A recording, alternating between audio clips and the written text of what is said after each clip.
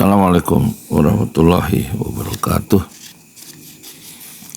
Sekarang kita berkenalan ya dengan Nabi Muhammad Sallallahu Alaihi Wasallam. Hadis tentang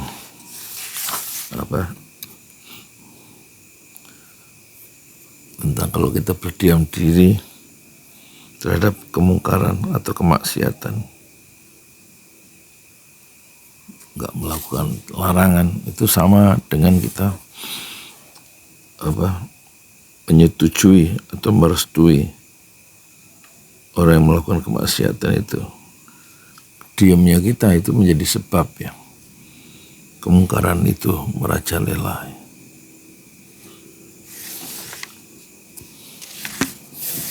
Ini ada penjelasan hadisnya. Beberapa kata an-naqsu, kurang, arti an-naqsu. Maksudnya kurang dalam masalah agama. Terus ada hadis itu ada istilah ittaqillaha. Bertakwalah kepada Allah, ittaqillaha. Bertakwalah kepada Allah yaitu mengerjakan perintah Allah Subhanahu wa taala dan menjauhi larangannya sehingga dapat menjagamu dari siksa api neraka, yaitu mengerjakan perintah Allah dan menjauhi larangannya sehingga dapat menjagamu dari api neraka, siksa api neraka, siksa neraka. Lu'inal ladzina kafaru min bani Israel, artinya orang-orang yang kafir dari bani Israel telah dilaknati. Ibnu Abbas berkata mereka dilaknati oleh setiap lisan orang yang hidup pada masa Nabi Musa dalam kitab Taurat dan pada Nabi Daud dalam kitab Zabur, dan dilaknati oleh setiap lisan yang hidup pada masa Nabi Isa.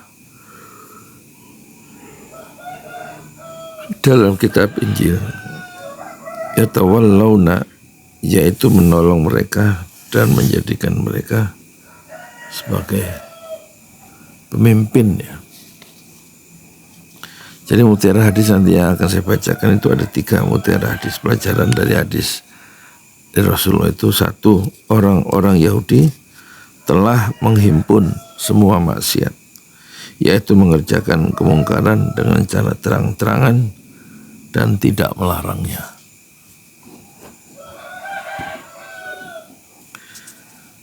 Kemudian yang kedua, berdiam diri terhadap maksiat sama saja dengan merestui untuk melakukannya dan menjadi sebab merajalelanya kemungkaran itu.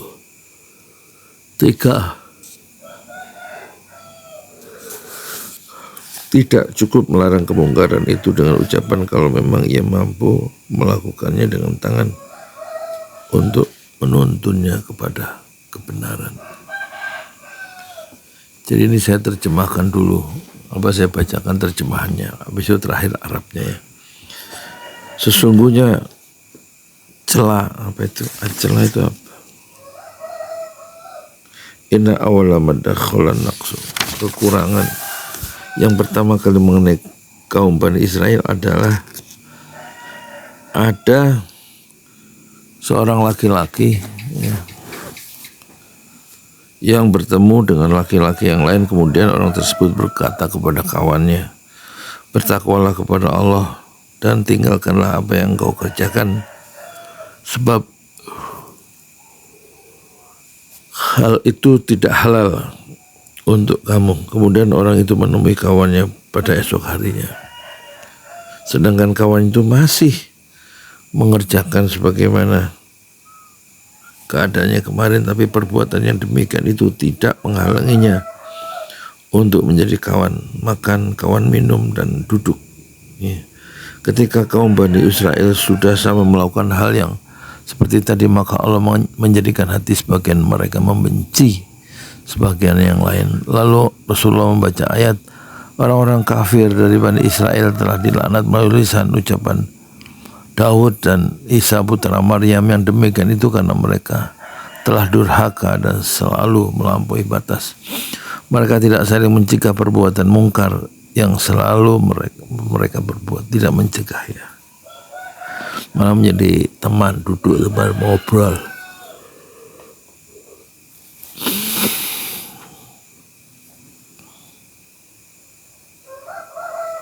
Sungguh sangat buruk apa yang mereka perbuat. Kamu melihat banyak di antara mereka tolong menolong dengan orang-orang kafir musyrik. Sungguh sangat buruk apa yang mereka lakukan untuk diri mereka sendiri, yaitu kemurkaan Allah, dan mereka akan kekal dalam azab.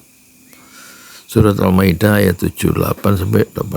Selanjutnya Rasulullah bersabda, jangan demikian, demi Allah perintahkanlah kebaikan, laranglah kemungkaran, ambillah tangan orang yang zalim supaya enggak berusaha kezalimannya ya.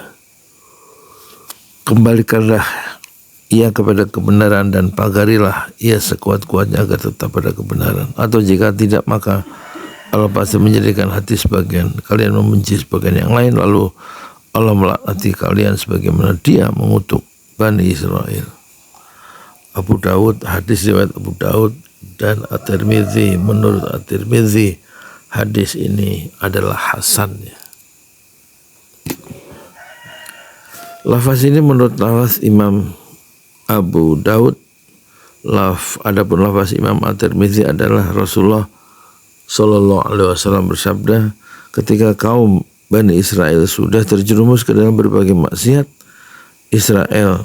maka ulama Bani Israel melarang mereka, tetapi mereka tidak menghentikan perbuatan mereka. Kemudian ulama tersebut mengawani mereka dalam duduk, dalam makan dan minumnya ya. Ikut ngobrol, duduk bersama orang-orang yang berbuat maksiat ya. Karena itu Allah lalu menjadikan hati di antara mereka membenci sebagian yang lain, serta melaknat mereka melalui lisan Nabi Daud, melalui lisan Isa putra Maryam. Yang demikian itu karena mereka telah melanggar aturan. Kemudian Rasulullah Sallallahu Alaihi Wasallam duduk, dan sebelum itu beliau bersandar, lalu meneruskan sabdanya, duduk terus bersandar, jangan demikian demi zat yang menguasai jiwaku, laknat itu pasti datang, kecuali kalian mengembalikan orang-orang yang berbuat kemungkaran itu kepada kebenaran. Hadis ini diriwayatkan oleh Imam Abu Daud dalam kitab Huru-Hara bab perintah dan larangan, dan diriwayatkan juga oleh Imam At-Tirmidzi dalam kitab tafsir bab tafsir surah Al-Maidah. Sekarang kita bacakan hadisnya ya, pelan-pelan ya, supaya terbiasa mendengarkan ucapan Rasulullah dalam bahasa Arab, dan moga-moga nanti tumbuh ya cinta terhadap bahasa Arab dan cinta terhadap Rasulullah Sallallahu Alaihi Wasallam. Dari Ibnu Mas'ud radhiyallahu anhu, dia berkata, Rasulullah Sallallahu Alaihi Wasallam bersabda, inna awwala ma dakhala an-naqsu 'ala bani Israil annahu kana ar-rajulu yalqa ar-rajula wa yaqul ya hadza ittaqillaha wada' man tasna'u wa innahu la yahillu lak, thumma yalqahu minal ghadi wa huwa ala halihi wa la yamna'uhu dhalika an yakuna akilahu wa syaribahu wa qa'idahu. Falamma fa'alu dhalika daraballahu quluba ba'dihim bi ba'din, thumma qala lu'ina alladhina kafaru min bani Israila ala lisani Dawud wa Isa ibn Maryam dzalika bima asaw wa kanu ya'tadun. Kanu la yatanahawna an munkarin fa'aluhu labisa ma kanu yaf'alun. Tara katsiran minhum yatawallawna alladhina kafaru labisa ma qaddamat lahum anfusahum ila qawlihi fasiqun. Surat Al-Maidah ya, ayat 81 dan sampai 81 sampai 70 sampai 81. Tsumma qala kala wallahi la ta'murunna bil ma'rufi wa la tanhawunna 'anil munkar wa la ta'khuduna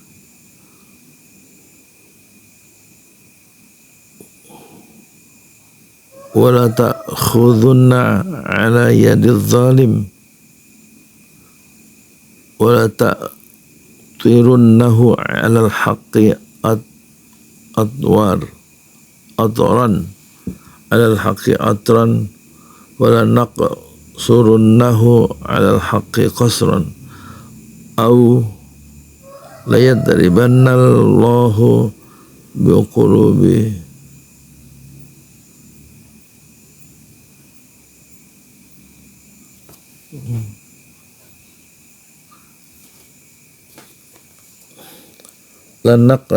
latak surunnahu alal haqqi qasran aw lanadribanna Allahu bi kulli ba'dikum ala ba'din thumma layal anukum kama thumma layal anukum kama la'anahum rawahu Abu Dawud wa Tirmidzi qala haditsun hasan. Ya, moga-moga ada gunanya ya. Assalamualaikum warahmatullahi wabarakatuh.